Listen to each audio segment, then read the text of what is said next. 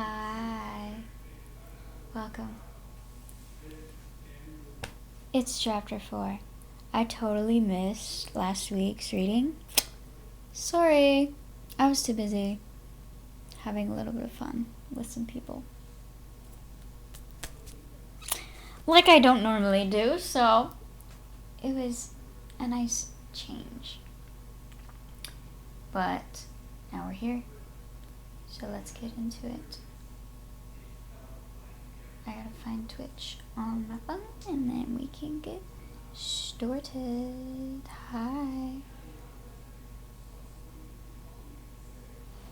I was just in the middle of writing a very, very lengthy Instagram post. Not like anybody is going to listen to it or read it, so why does it even matter?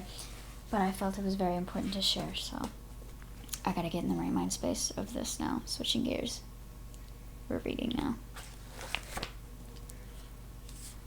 Hello. We're here on chapter 4, which is Tommy's Planet.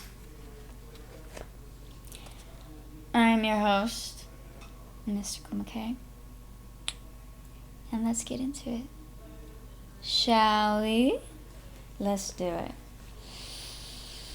Chapter 4, Tommy's Planet.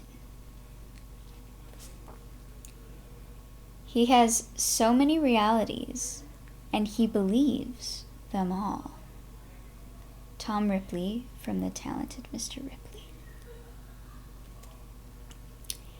David and Donna were scene partners in Jean Shelton's class, and also extremely nice people.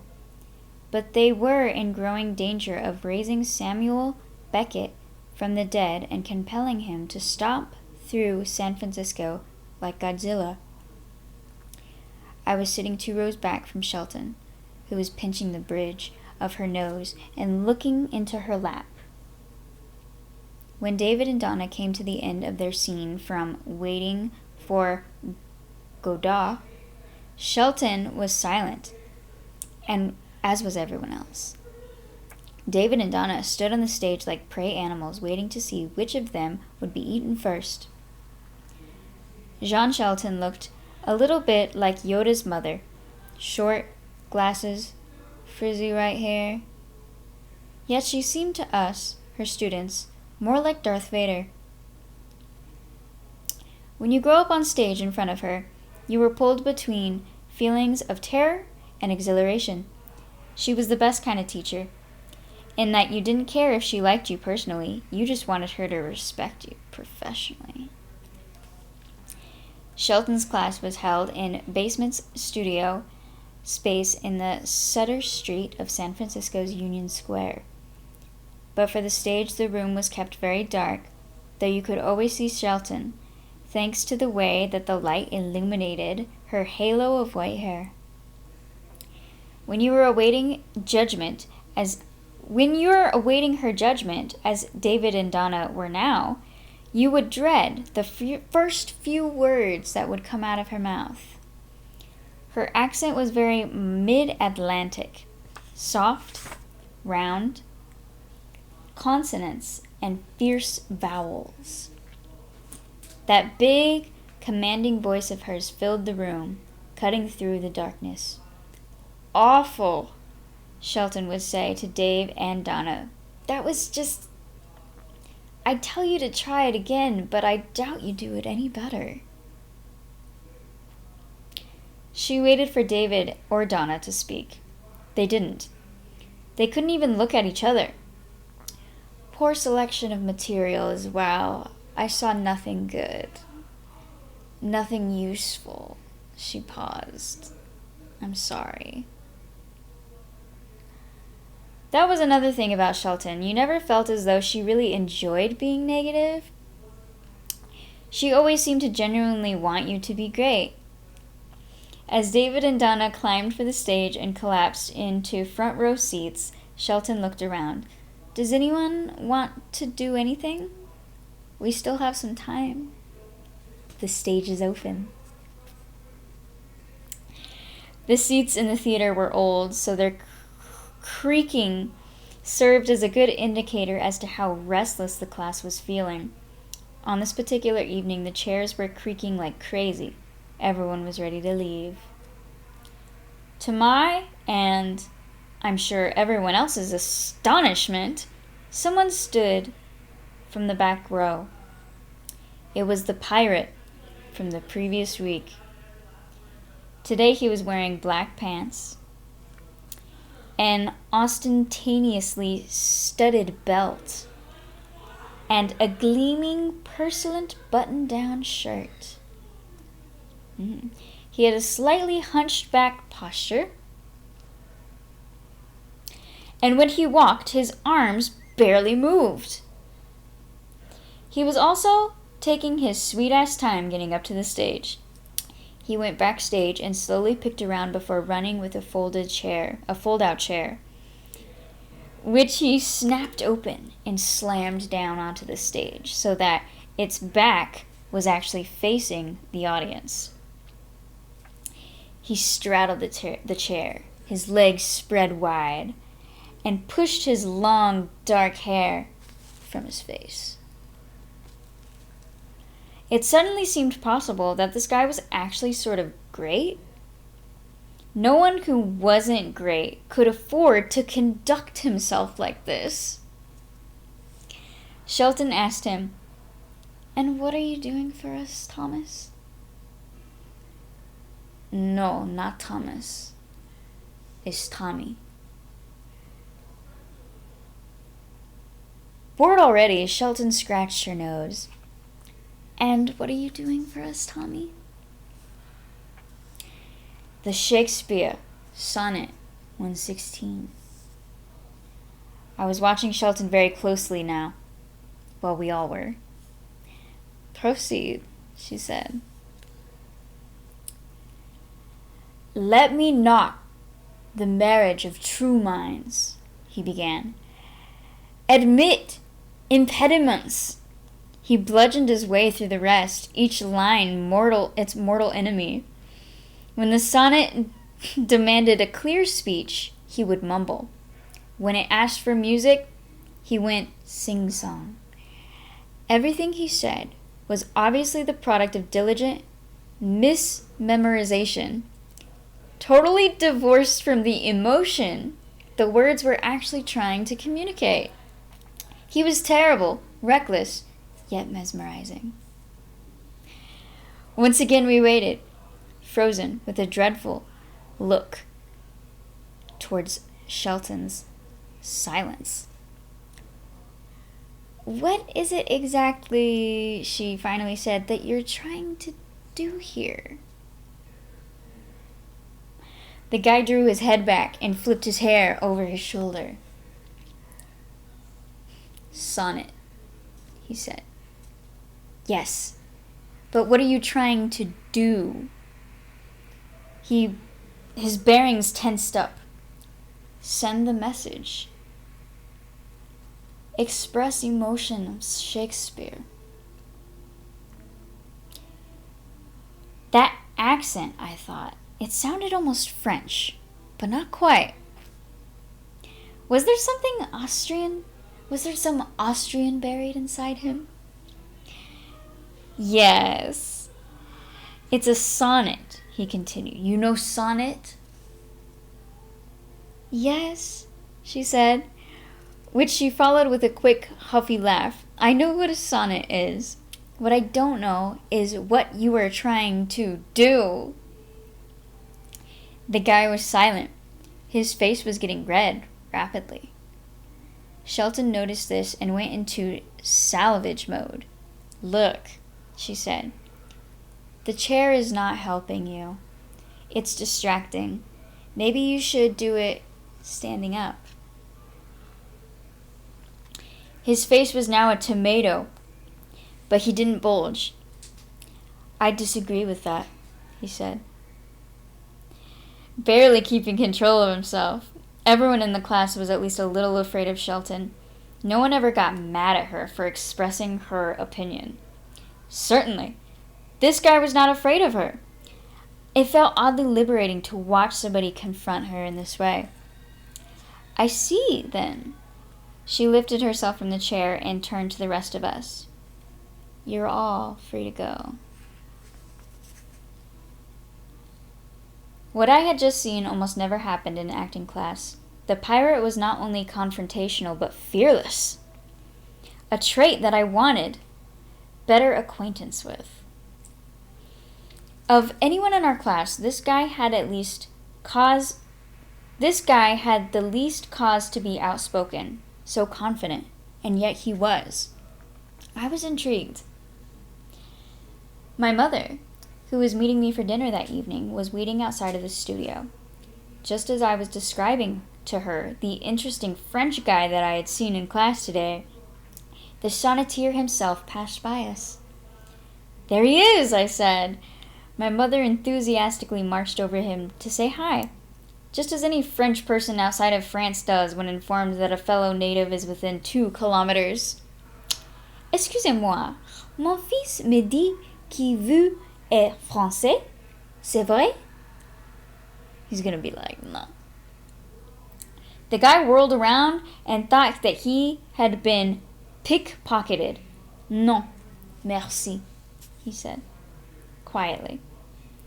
My mother didn't give up. "D'où venez-vous?" she asked pleasantly. Basically, where are you from? "I have to go," the guy said, with a stick, half-secreted smile. My mother and I watched as he slithered away into the night. "I thought he was French," I told her.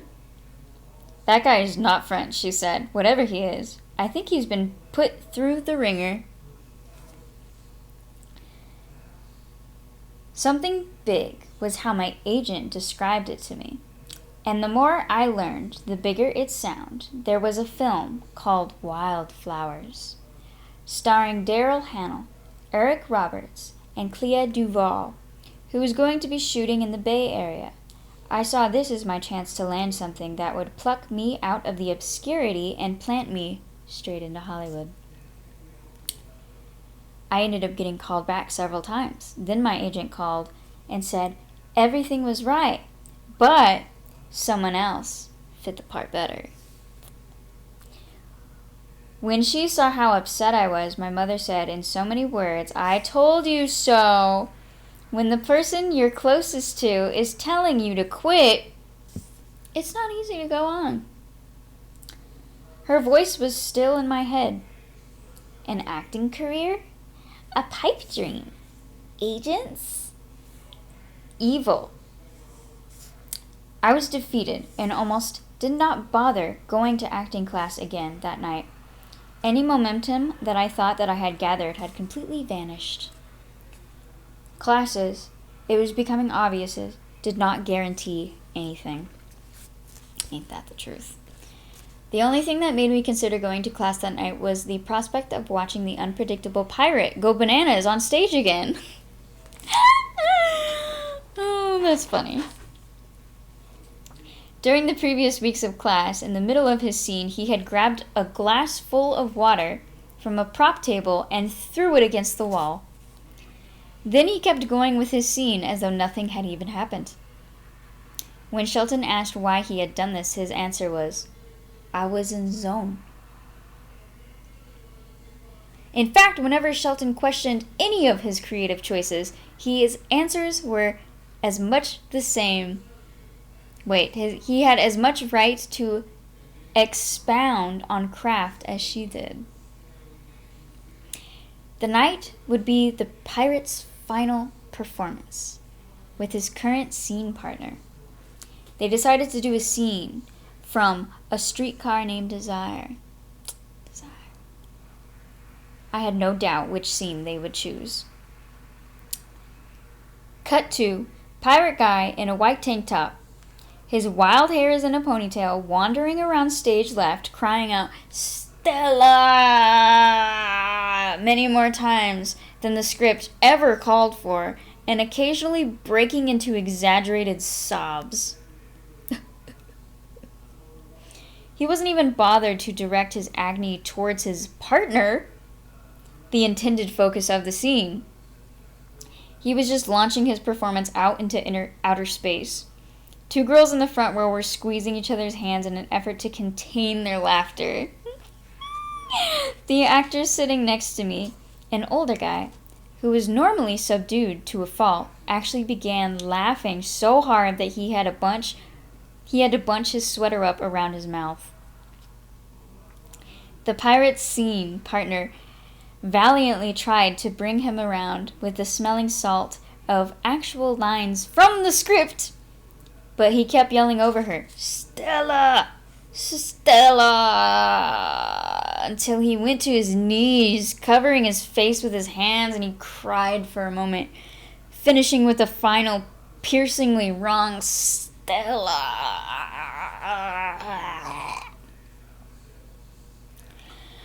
Most bad performances are met with silence. This was something else. There were murmurs. There were giggles. Even in the basement studio, they knew that they had just witnessed one of the most beautifully, chaotically wrong performances that they would possibly ever see. As for me, I felt resurrected. What? I felt resurrected. I'd never been so happy to be in that classroom.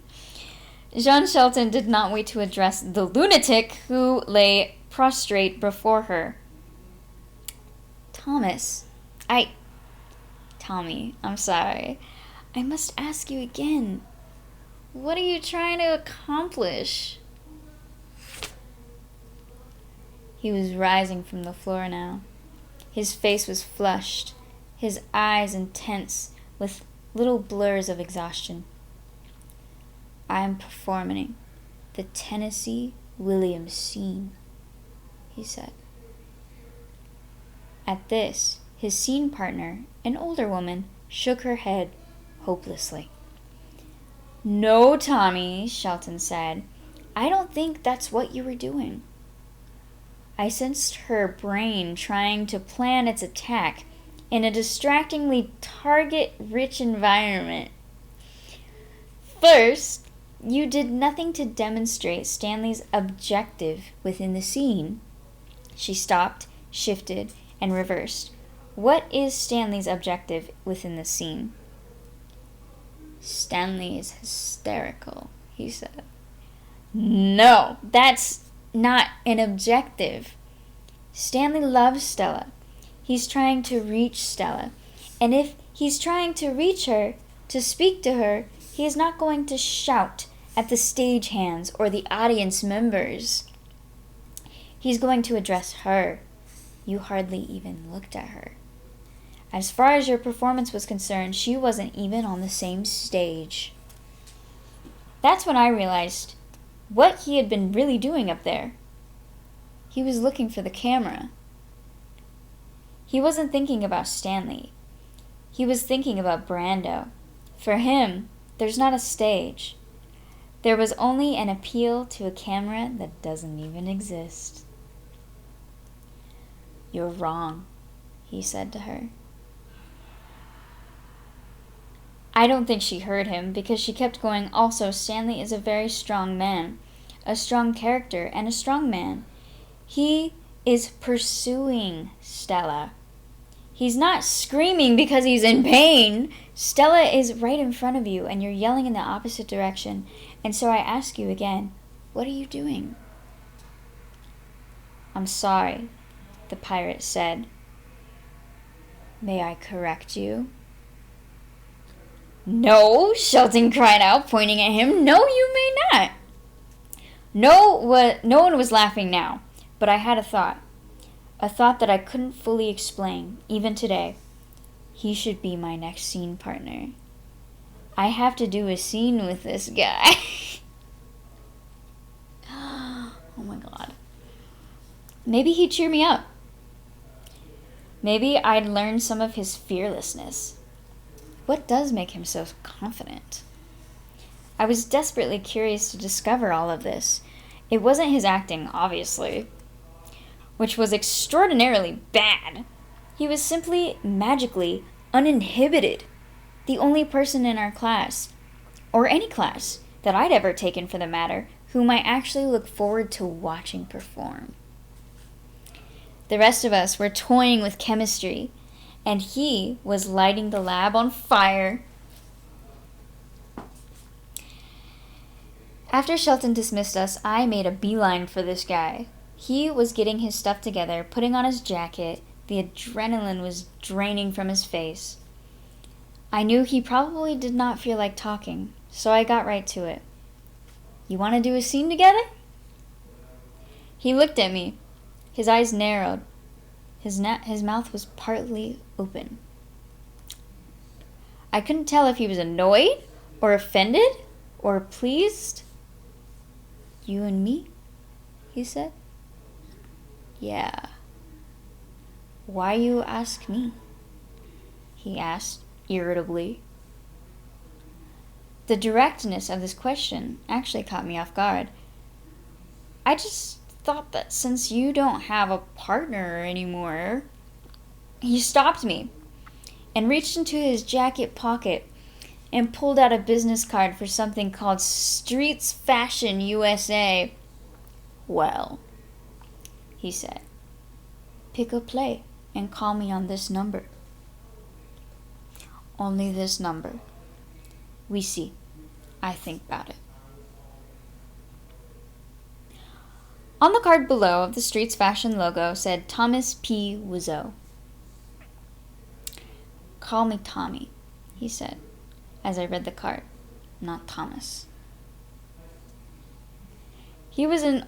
His was an odd last name. It sounded sort of like oiseau, the French word for bird. But French names do not begin with W. French names. I'm Greg, by the way. To this he said nothing. Then he walked away. I called him the other day.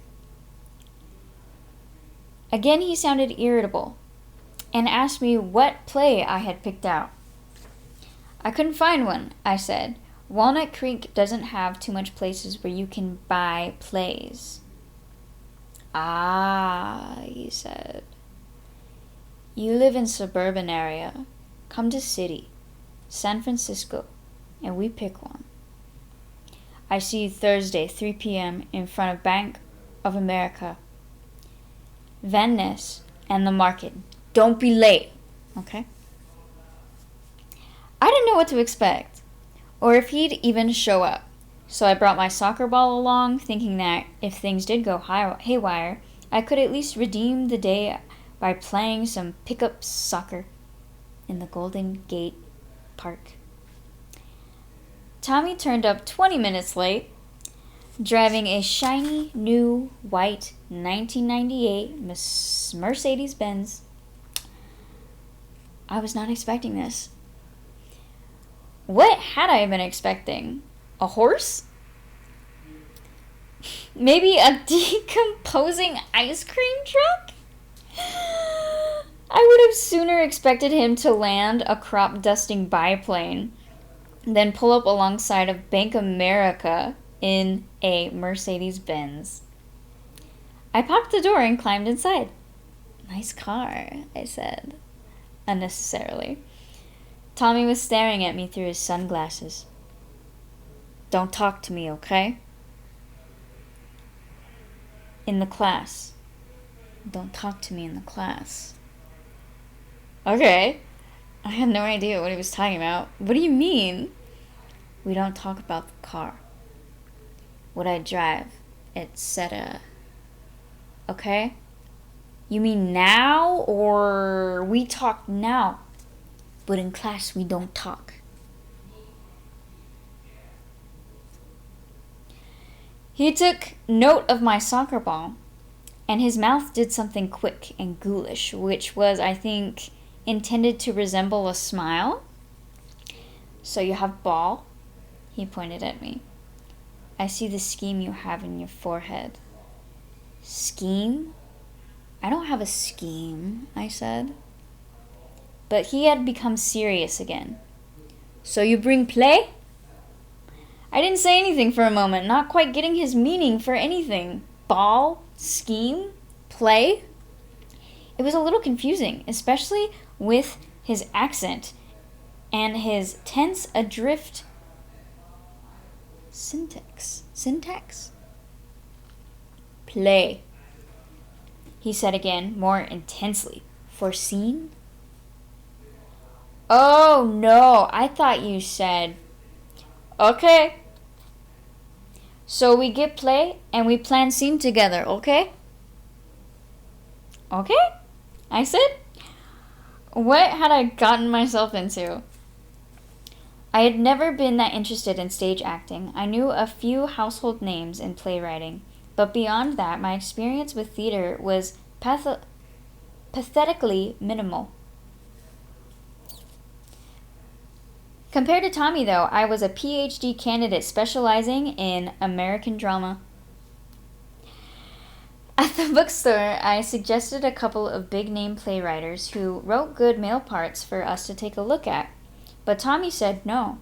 He suggested the Glass Menagerie, claiming Tennessee Williams was his favorite playwright, but I suspect that because he knew Williams had written A Streetcar Named Desire, a movie he obviously loved. This had enough scene in which the play's two male characters interacted without others present, but I wanted to see Tommy do something more modern. Let's try something a little different, I said, more contemporary. I handed him some plays that had been written within the last decade. I had annoyed him, it seemed. He didn't accept the plays and removed his sunglasses. Why do you have donut hairstyle? I looked back at him, confused. What? You have donut hairstyle. Whatever he meant. I didn't respond. Here, Tommy said, holding a play out to me. I like this. We do this one. It was an Australian play. I'd never heard of it before, and I haven't heard of it since. It was about dudes hanging out and talking about women and music and life and occasionally threatening to beat each other up. Before I could even say yes or no, Tommy was heading to the register with the store's only 2 copies. Back in the car, he seemed aloof and very standoffish. I have to eat now, he said, because I get cranky when I don't eat. He rolled his eyes. Wait a minute. No, I didn't say that right. Oh, yeah. He rolled his eyes. I pay. Don't worry. His tone was so brusque, and his spontaneous offer to pay so passive-aggressively made me just want to nod, suddenly. Why had I thought that having Tommy as my scene partner would be fun? He noticed this in me. Hey, Greg. He was tapping this transformer-y robot thing that he had affixed to his dashboard.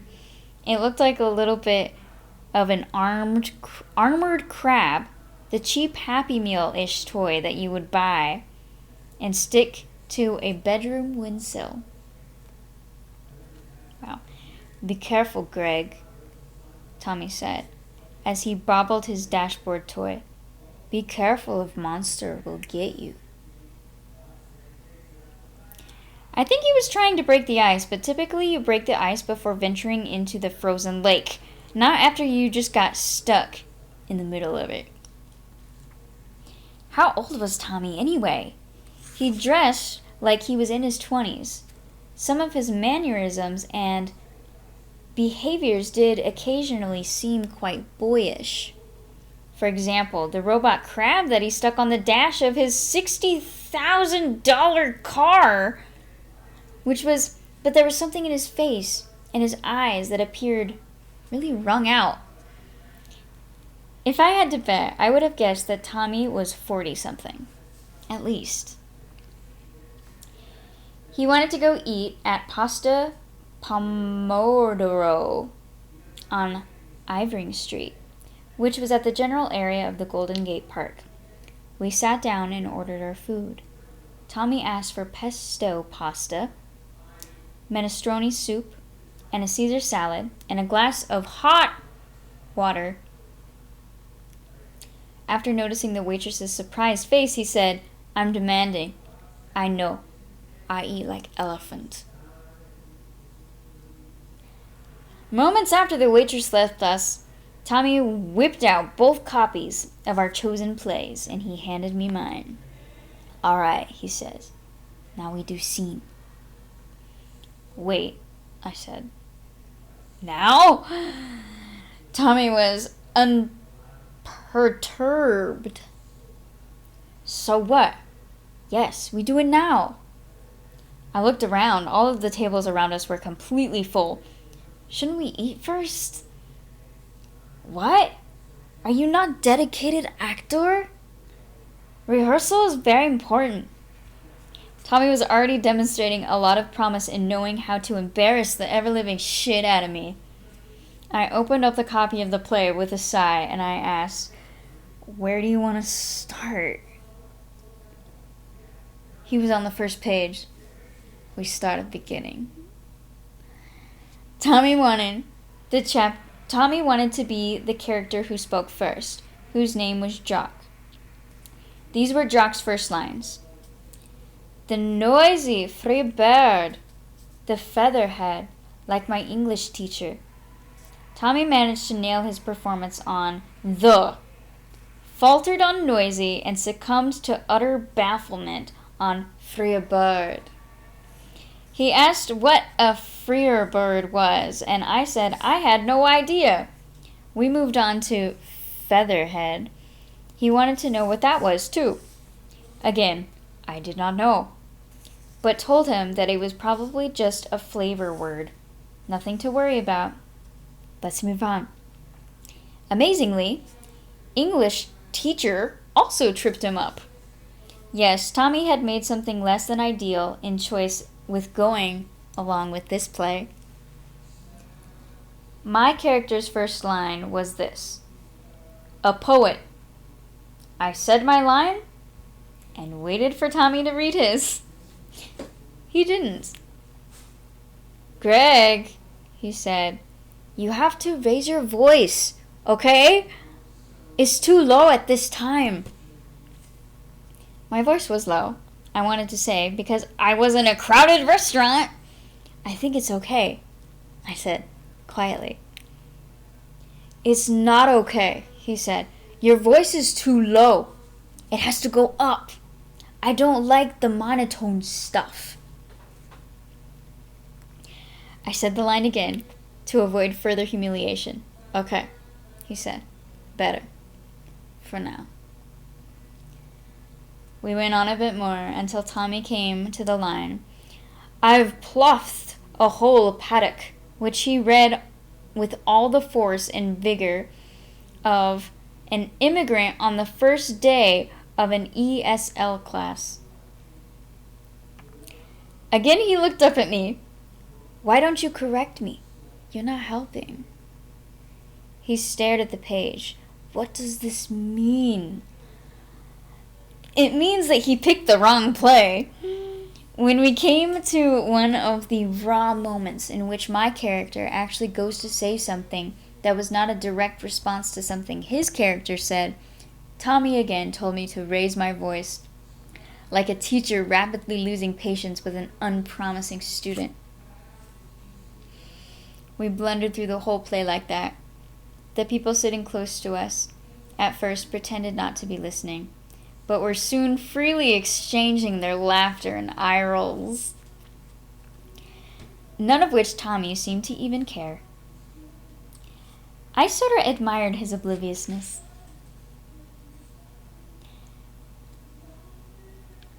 It was almost 5 o'clock by the time I got back to Tommy's car. "So," he said, "I see you have this soccer ball." "Yeah," I said, "I was thinking I'd go play later." "Then let's go play soccer." I looked at his black slacks and long-sleeved shirts. "You sure? You're not really dressed for it." "Forget about that stuff. I want play."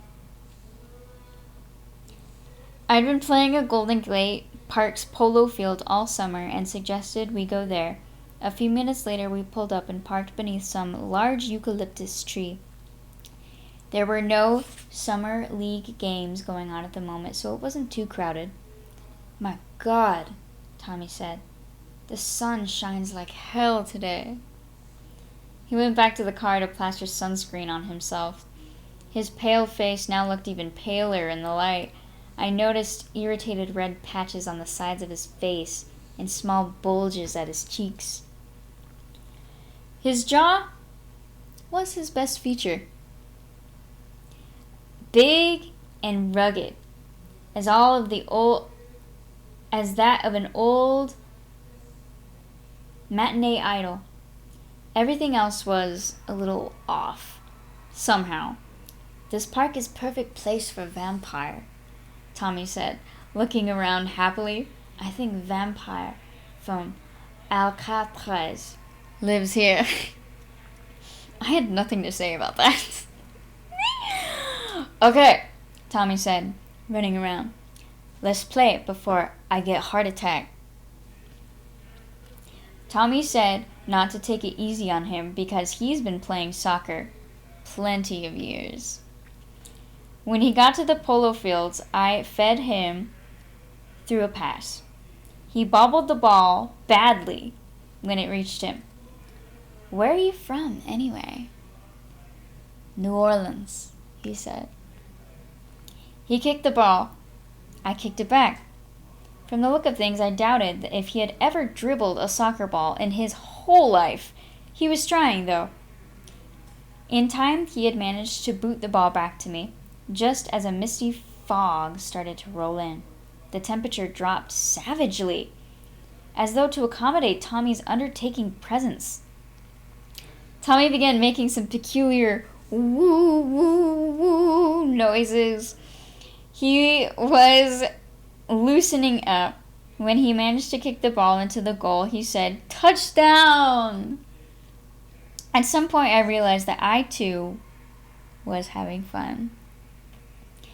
Tommy asked me what I thought about Jean Shelton. I like her, I said, sending the ball over to him. She's tough, but fair. Tommy kicked it back. We argue, as you know. I don't think she liked me. But so what? I say how I feel. Feelings. That's all we have as human beings. You know, I have to work so hard to get to here. What do you mean? I study with her son first, Chris. You don't know him? I didn't know Jean Shelton had a son. No, I said, I don't. He's not so friendly guy. In one class, we had big argument, and he threw pencil at me. Despite not knowing that Shelton had a son named Chris, I had no trouble believing this. They play politics, Tommy said. I saw you one time when I come to observe in Jean's class. Really? When was that? A few months ago. You're sitting there like you own the world. Me? Own the world? I lived with my parents. I didn't even own a bicycle. I want to do performance in front of you, but you left before I could ask. This was bizarre. Why? I think... I want to impress this all-American kid. I can show him good performance. We kicked the ball in silence for a little while. Have you been to Los Angeles? He asked. A few times. In LA, my God, everyone wanna be star. You go to gym and classes, and you see all actors acting. Where do these people go? What happens if they don't make it? Keep in mind, everybody there is waiting for their chance. All these pretty boys.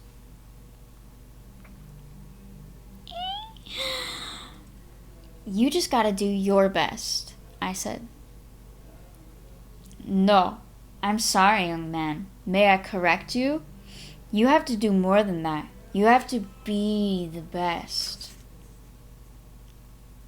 I'm not sure why, but Tommy's words ran through me like a lance. Maybe that was what I was doing wrong. Trying my best and not even thinking about being my best. He stopped kicking the ball and walked over to me.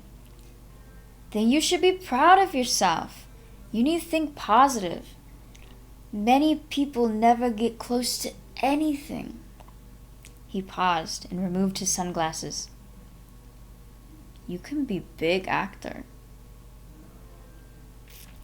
In this time since I had learned that I was not going to be in Wildflowers, no one person could have consoled me, but Tommy was the first.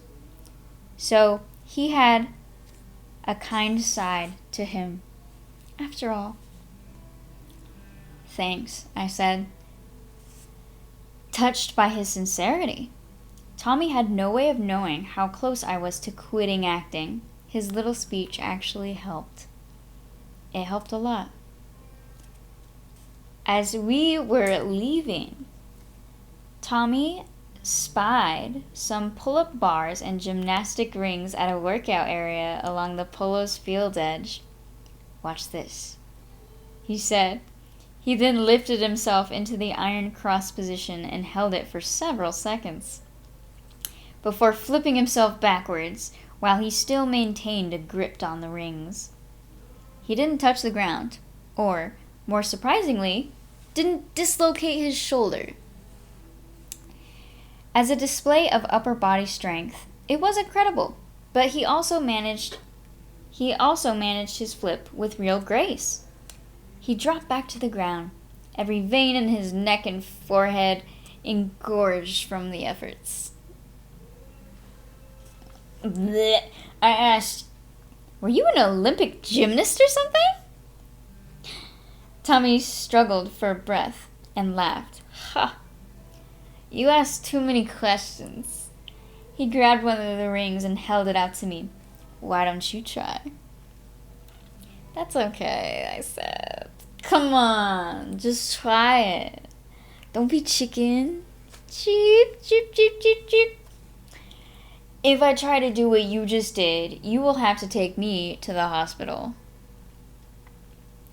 No hospital. He walked over to me and gave me back a manly swat. Don't be dramatic, but you will good sport overall. When he dropped me off at the Powell Bart station, he did this extremely complicated fist bump goodbye bro move. Be cool, he said. We need to rehearse at least 2-3 times before next class. Very important. I'm serious actor. I know, I said. Bye, Tommy. He drove away, and I wasn't sure when I'd hear from him, but he called me the next morning, not bothering to introduce himself. I'm sore, he said. Reversed again a few days later, this time at Tommy's condo on Guerrero Street. He picked me up at Virgin Records on Market. It was pouring rain and it was late. When I got into his car, he said, We have groovy time playing with your soccer ball, but it's time now to rehearse. Do real work. We drove back to his place.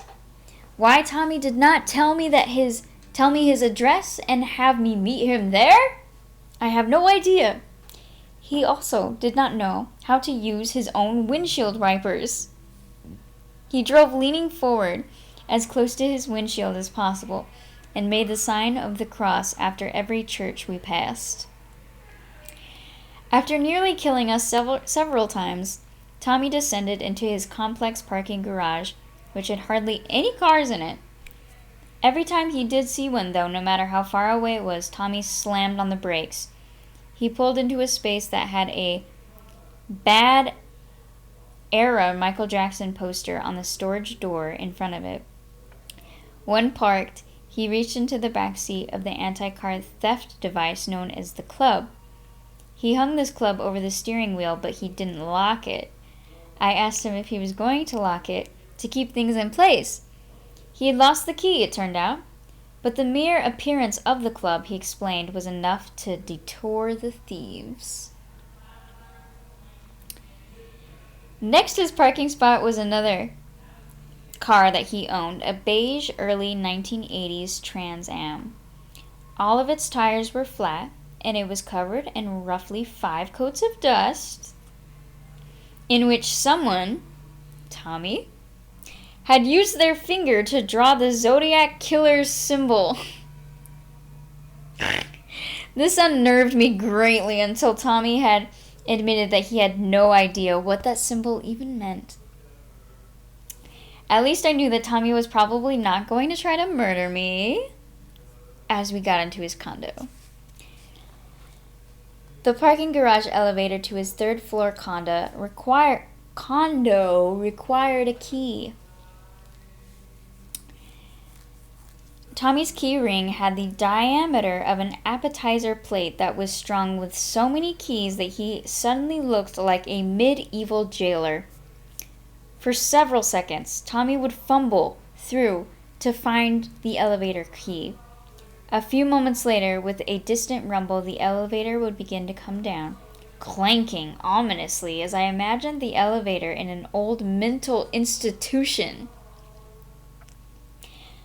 "I must ask you again," he said, as the elevator door opened, "that you please don't talk about me. Where I live, for example." "I'm not going to talk about you," I said. "Not even to my cat." Tommy's condo felt like a foreign noir film. Some dark, fascinating, catastrophe-breeding space. On every flat surface was these papers and documents. Along every single wall were these rows of boxes spilling over with videotapes, office equipment.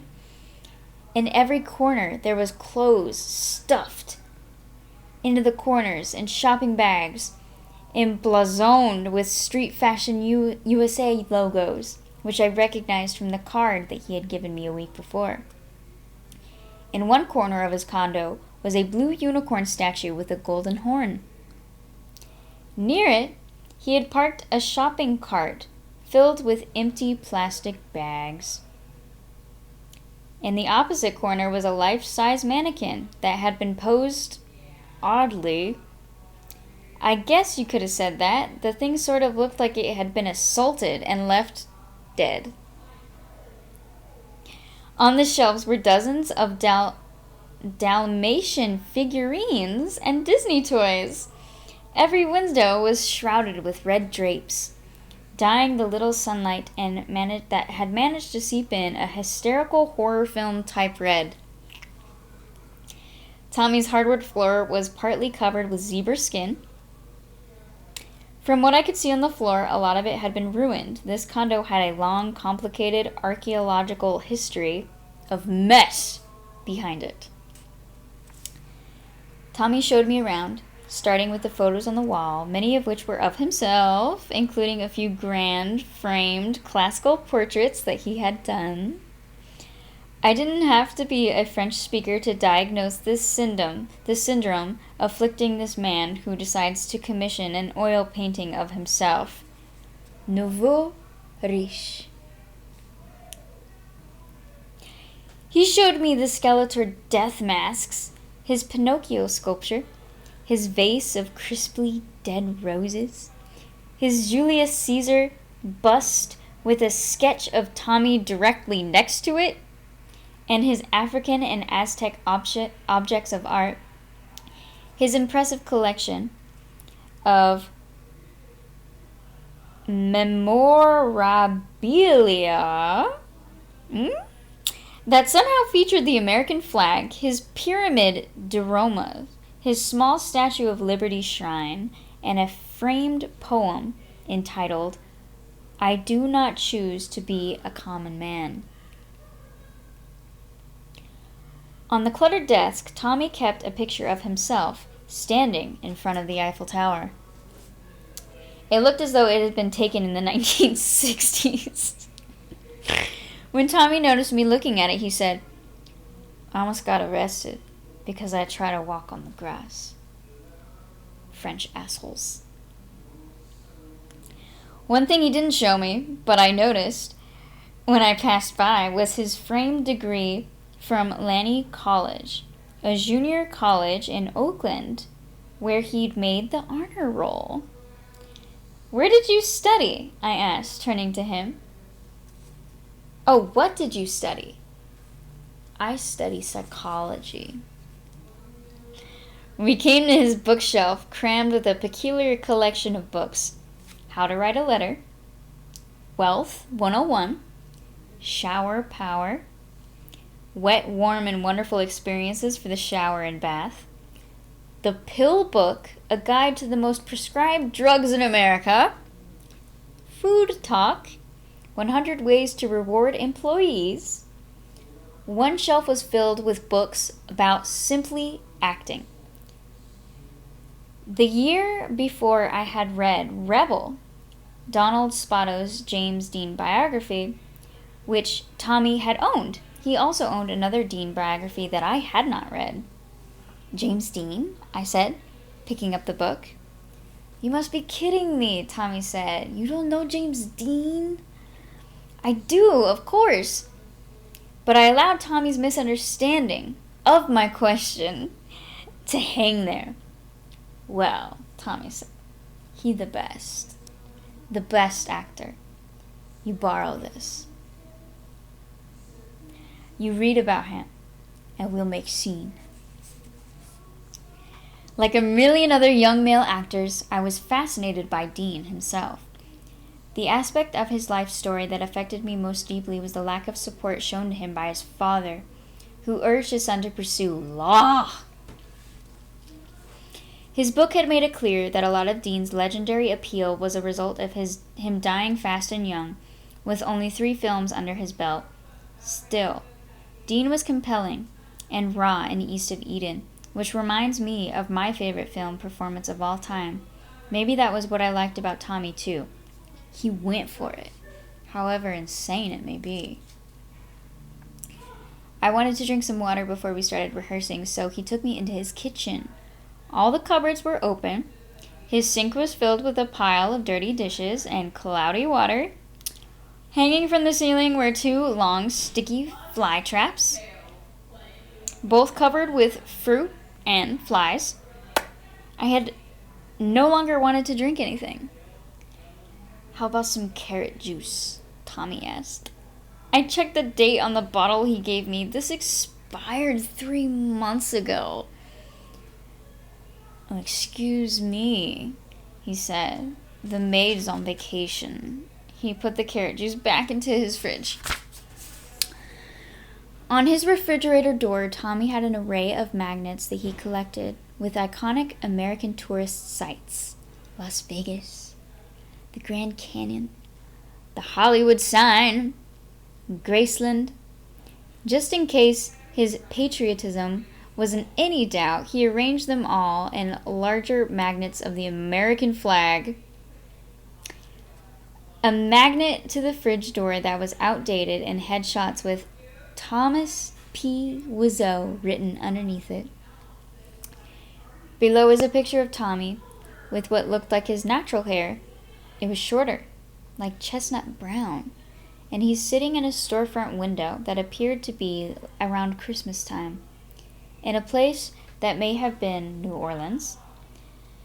In that photo, Tommy was looking off into the middle distance, past the camera. How clear and untroubled these young Tommy eyes looked, especially compared to the eyes of a man standing next to me, and those spook house respiratory of secrets. When was this taken? I asked. He looked at the photo. To me. Then back to the photo. A few years ago. When I was a little kid. So how old are you? He smiled and shook his head. Oh, you rub it in now. Don't get to certain territories. I leaned in for a closer look at the fridge door, and the following thought passed coldly through me. Something really awful happened to this guy in this picture. In the living room, we started prepare for our rehearsal. Tommy told me that he used to take acting classes in Los Angeles with a teacher named Vincent Chase. I have not heard of him at any time, but I actually would later. A lot of people would. Mark Wahlberg studied with him and named Adrian Grenier's character within his honor. Tommy referred to Chase as the Vince and asked Tommy what kind of stuff that he had done. Within seconds, he was pulling out a bunch of things from a box, hooked up to it. It would go to his television. Watch, he said, and he hit play. In the clip, I saw Tom Sizemore critiquing the class along with Vince. A much younger-looking Tommy was doing a scene with an actor that I recognized.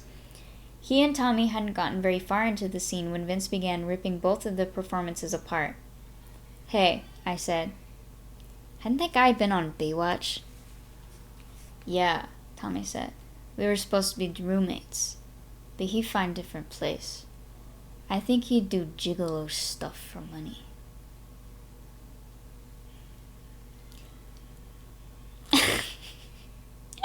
The footage bore aging videotape waveform along with the bottom of the screen.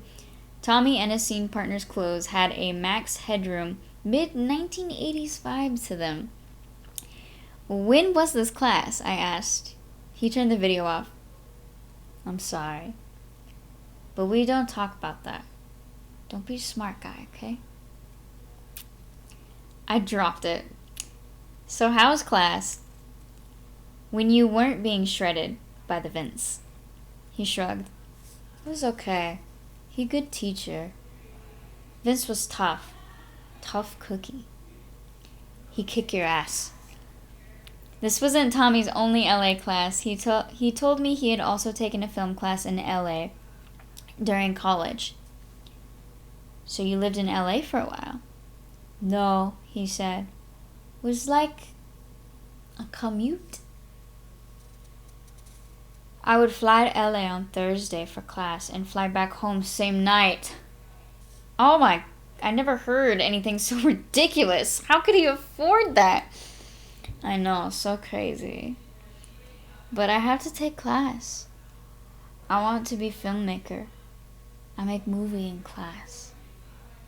I got A-. You made a movie? What was it called? Robbery Doesn't Pay, Tommy said proudly. Tiny little thing. Shot the Super 8. He showed me a couple of frames of this tiny little thing, which consisted of a large, hairy-looking guy in a white t-shirt casting an LA neighborhood for a car to steal, all of it scored to Orgy's cover of Blue Monday. Surprisingly, Tommy wasn't even in the film. Enough for now, Tommy said. Now we rehearse. We ran through the scene a few times, after which I suggested that we put the scripts away and go off book. Tommy was hesitant, but he did agree. To give him a minute to prepare, I asked to use his restroom. There I found a professional makeup mirror and a pair of rusty 25-pound dumbbells on the floor next to the toilet. Above the toilet was a large frame poster of the Disney character Aladdin. No. Going off book turned out to be a very bad idea. Tommy could not remember anything, not even lines made up of nothing more than yes or no. When he couldn't remember his lines, he waved his hands around. He would shout, "Make up new lines!" Or did all of those things all at once. His mouth and mind had trouble establishing any lasting connection to each other. English was obviously not his first language, but I was beginning to wonder if he even had a second language, or a third. When he wasn't being hysterical, he was critiquing my performance.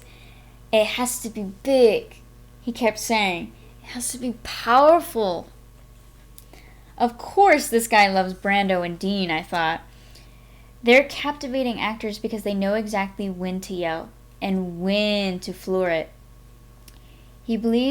Tommy believes that you have to floor it for the duration of every single scene. What on earth compelled this man to want to act? His money explained his condo, his Mercedes, his weekly acting class commutes to Los Angeles, but nothing I had seen or heard so far explained him. I was no longer rehearsing a scene. I was a private investigator for another human being. "What's street fashion, USA?" I asked him in the middle of our scene, toning towards one of our shopping bags in the corner. He looked at the bag, suddenly uncomfortable. "I do marketing. You know, retail stuff." He stopped himself. "My God, you are such a nosy person." "What's street fashion?" Oh, I just saw that. I found it hard to believe that this guy could do marketing for any kind of magazine, much less fashion. The Street Fashion USA locations listed on the bag were the Heights Street, Beach Street, and Sutter Street, but the bags were cheaply printed. The Levi's logo didn't appear to have its standard, trademark look. "You don't seem like a retail guy to me," I said. He took this with a good-humored shrug. "You don't know me yet. I have many skills."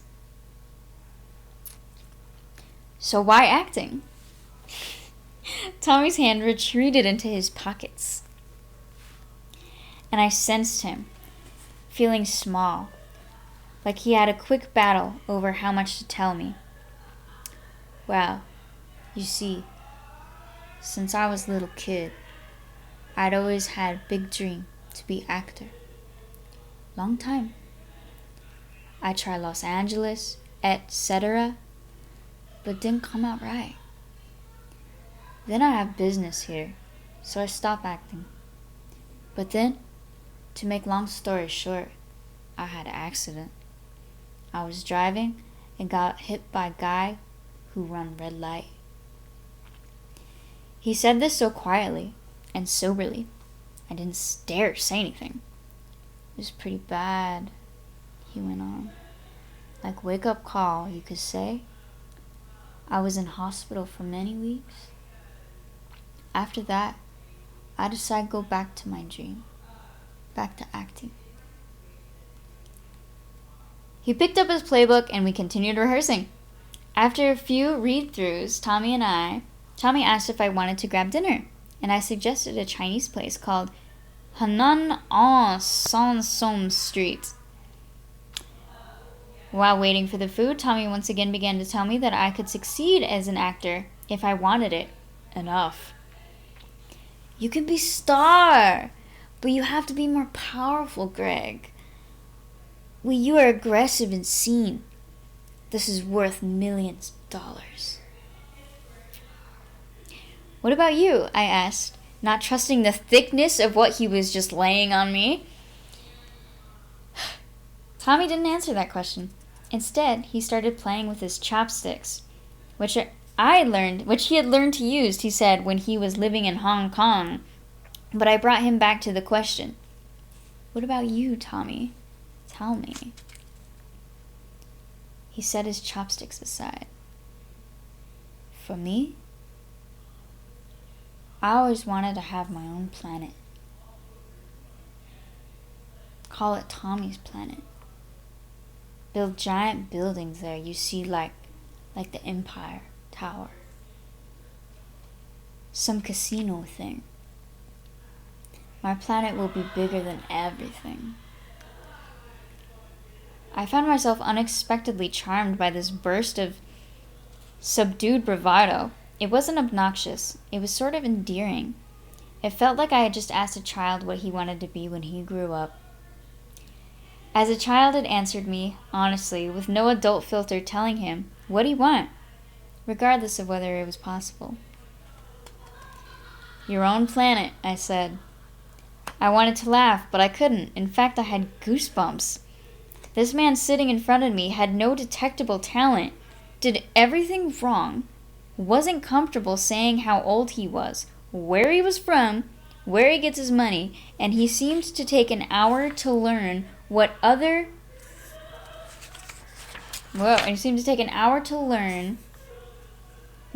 people pick up in 5 seconds. Still, for that moment, I truly believed him. I believed that he could have his own planet.